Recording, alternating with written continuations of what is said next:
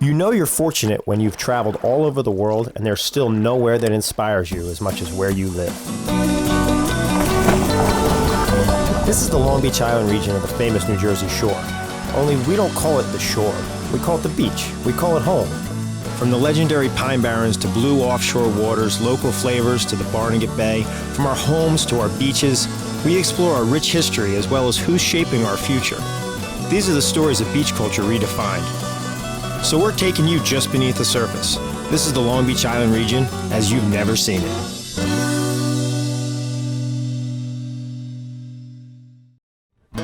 Farm work, wild animals, old trucks, and country roads. It's a different way of life. This is less than 100 miles from the heart of New York City. It's the New Jersey Pine Barrens, over 1 million acres of national reserve just inland of Long Beach Island. In the 1970s, New Jersey Governor Brendan Byrne pushed to stop development of this land. Today, it's a piece of nature that everyone in the state can be proud of. A backwoods of unique pitch pines, rare reptiles, carnivorous plants, bald eagles, and these folks, known as Pineys.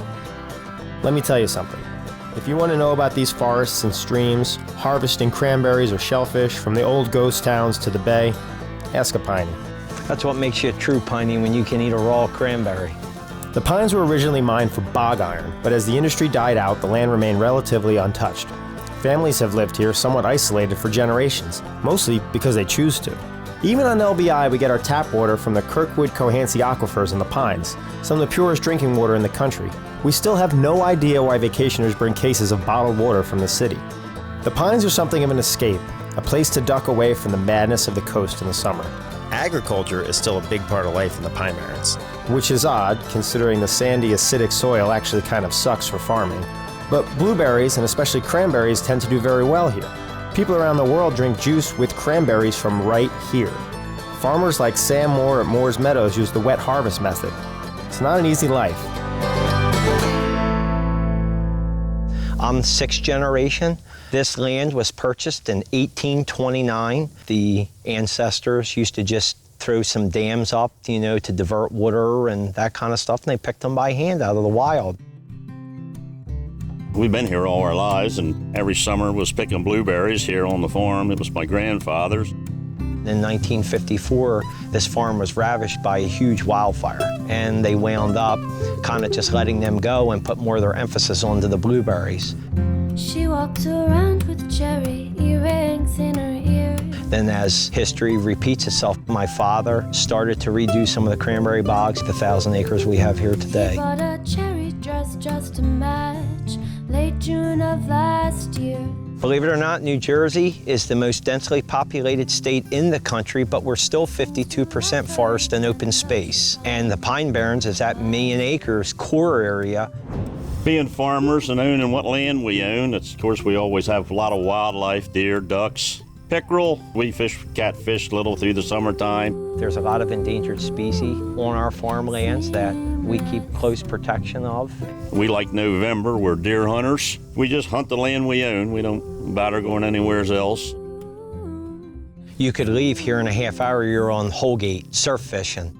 New Jersey kind of has it all. You got the beauty of Long Beach Island that everybody enjoys, and then you have the Pine Barrens where you can do your hiking, you can watch the cranberry harvest, get your fresh blueberries. We're still able to work within the means of the Pine Barrens and enjoy it. I love where I live.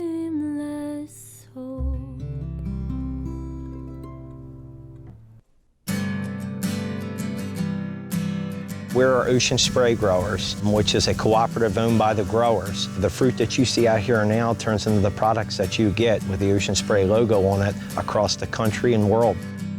You see it all the time. Of course, craisins is the big kick. They have the trail mix. You have your juice, your sauce. They make cranberry wine. A lot of people get the misconception that cranberries grow in water. They don't. While they're dormant in the winter, we flood the bogs because that protects them from the outside air temperature.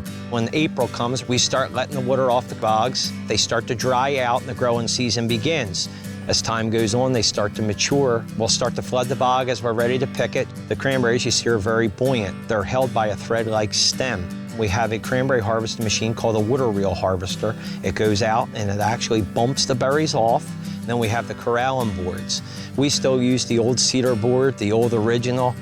Then when they go from here, they go right into a truck. They go to ocean spray, then the truck comes back and we do the process all over again. This goes on for about the whole month of October. It's our season, 12 months a year, only one of it's where it counts. And this is where we have to make our money to survive the rest of the 11 months.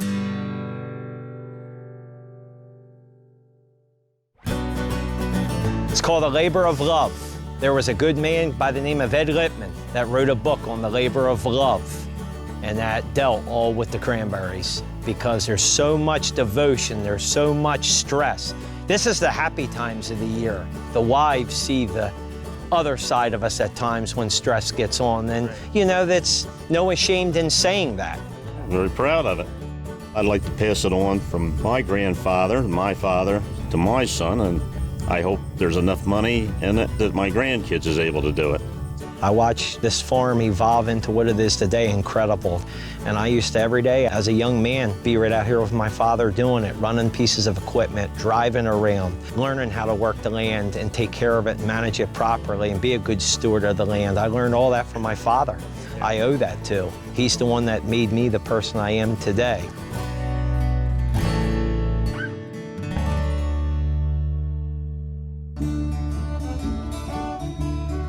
No one has captured the magic of the Pine Barrens quite like Bob Birdsell.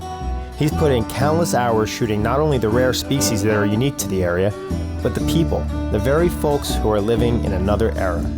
The sun sets in the west over cedar trees so tall, and the waters black and still reflect a world that's best of all. Like a lot of young guys growing up in South Jersey, joined the Cub Scouts. They go hiking in the woods and camping and sit around the fire, and the counselors scare you to death about Jersey Devil stories. When I got out of the service, I moved down this way. I'm also a duck hunter. Got into photography. I put the hunting away for a while. The thing about wildlife photography, which is really great, it's like if you go to Yellowstone or those great places, and I love them, you know, you drive along the roads and you'll see the bears. But here you got to work for it. Here in the pine woods deep, where life is slow to change, I see beauty. The Pine Barrens tree frog, it's no more than an inch and a half. It's an endangered species. They really tell you what's going on with the environment. But to photograph them, they're only out a short time of the year, which is usually late May into June, and you find them by going to a swampy area and listening to the mating call. And you got to find them in the middle of the night. The first time that you find one sitting on a leaf, it's just a thrill. And then to photograph it, it's just incredible. And there's plants here, the curly grass fern. It's only this big. And to find those, you have to search, you have to talk with people, you talk with rangers, you talk with biologists. There's berries on the bushes, along the streams and in the fields. And we have 22 varieties of orchids that grow in the Jersey Pine Barrens. You have to get off the main roads, get on the sand roads. It just opens up the beauty of the Pine Barrens. So for a photographer, it's heaven. 10 years ago, I did a book trying to capture that way of life before it completely disappeared. At least it was a stake in time. At that moment, this is what it was, and we did capture quite a bit of it. If my photography does anything, it lets people know that it's really beautiful back here, and it really does need to be protected. The true Pineys, the hunter-gatherers that work the cycle of the land, the 12 months, they're doing pine cones, they're doing sorghum moss for the florist. There's only a few of them left, the way of life out here that's disappearing, unfortunately. When I retired from AT&T, my wife and I bought one of those big old motorhomes and traveled the country for 12 years, 6 months a year on the road, and we've probably been at just about every national park and photographed it in the country in Canada. But always come back to the Pine Barrens. We have places that you're only going to find here, just beautiful. Every day, the new adventure. It's back here in the Pine Barrens. This is still America. The people still have the values, they protect the land. It's been a great life here. I've been shooting for probably 45 years now, and it's been a wonderful experience.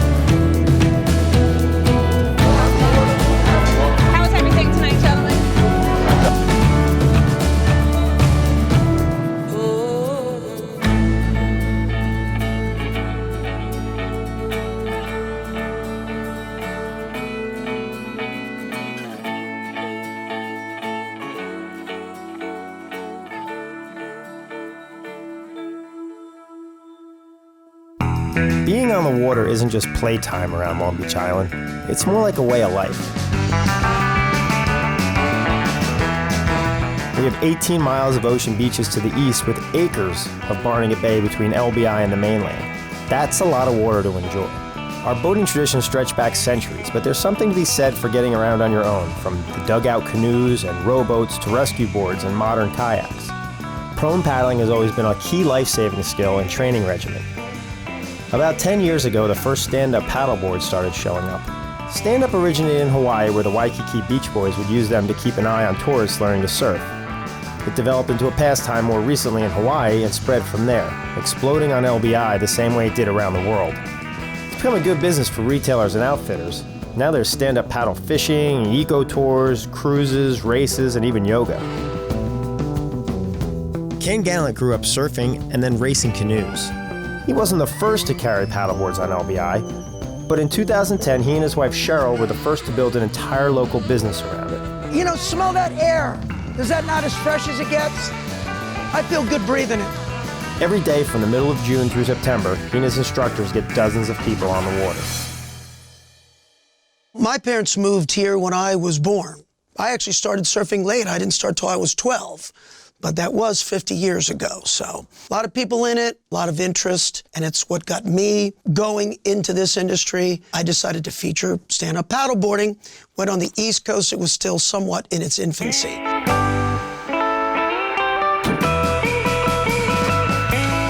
The tours are a great success story. We have a guided tour. I have different instructors from different walks of life. Everyone looks good. Take a few strokes. All of a sudden, Ricky is headed for a dock. And so we say, sir, use the back paddle to slow that board down for a second. All right, we're gonna get you guys out now. Single file, come over the ladder. We take them out for roughly 2 hours. We show them how to do it. It's a great experience, so good that people come back every year and take the lesson again. Guys, to the left is the Little Egg Harbor sailboats. Those kids are probably all 6, 7, 8 years old. We point out turtles and birds. We sometimes stop and let them catch a clam or two. Of course, we put them back because they don't have a license. Hey, guys, I apologize for the small homes and the squalor ahead. Don't feel sorry for them. So you'd think some of the owners would not like us here, but I promise them bikinis 3 times a day, and they're pretty good.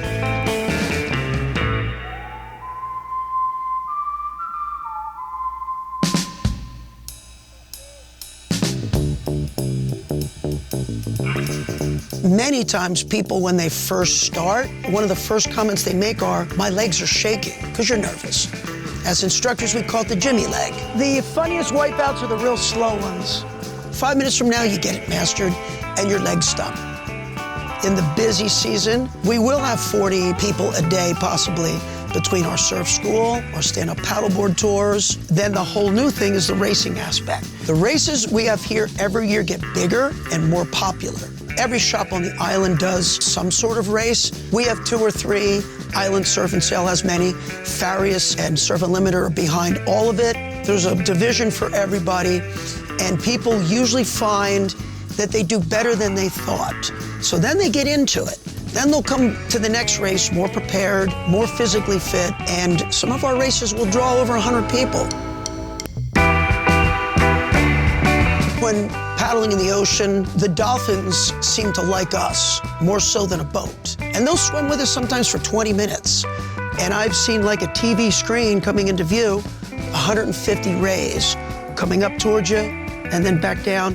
When you're standing, as opposed to a kayak, you can see more. We have seen whales. We've had fish land on the boards and fall back off. You're really becoming one with nature. My wife in particular comes back really happy after she's paddled.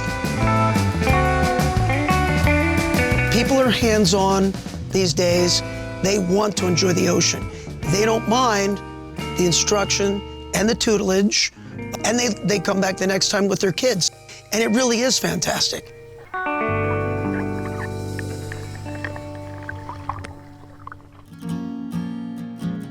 These are our stories from the Long Beach Island region. It's really the characters who make it what it is.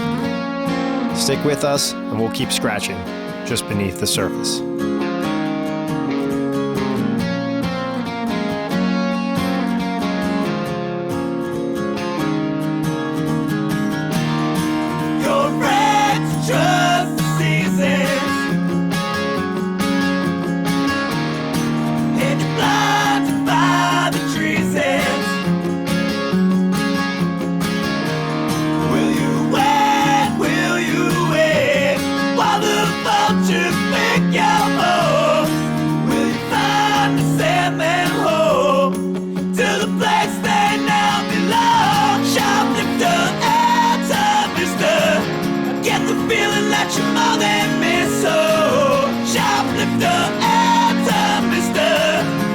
yourself and you die.